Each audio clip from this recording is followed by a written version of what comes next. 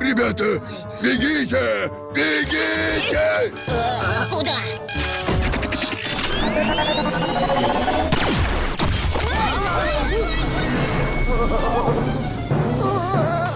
Спасаем Михалыча! Ты наказан! Никаких сегодня мультиков!